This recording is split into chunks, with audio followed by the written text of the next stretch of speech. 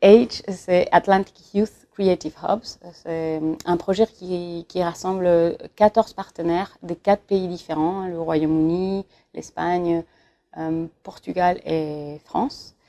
Et c'est des partenaires très divers qui ont tous cette volonté de créer des opportunités pour que les jeunes soient les acteurs du changement et de l'innovation.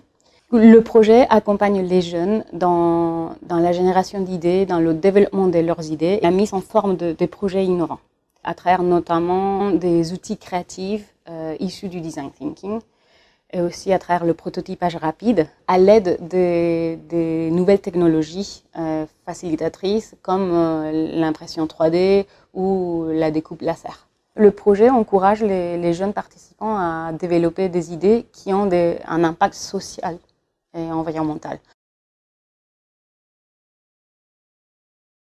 On a relevé le défi avec les partenaires du projet AGE d'écrire cet ouvrage. Un élément très important dans la dissémination des bonnes pratiques du projet, au-delà de la fin du projet. On voulait donner la voix aux participants, qui puissent raconter leur expérience telle qu'ils l'ont vécue. L'ouvrage, en fait, il reflète la manière de travailler de tout le projet, parce que c'est un ouvrage collaboratif qui est vraiment centré sur l'expérience des jeunes participants, mais aussi qui est tourné vers le futur, en fait.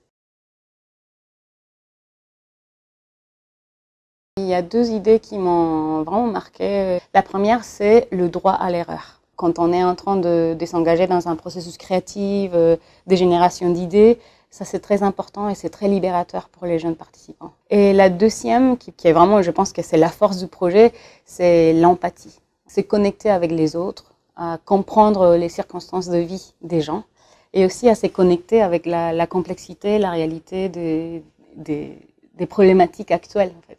C'est la seule manière de générer des projets qui ont du sens pour les jeunes participants, mais aussi qui ont un impact et une pertinence. Dans le projet, il y a 2 partenaires académiques, le Plymouth College of Art et l'école de design.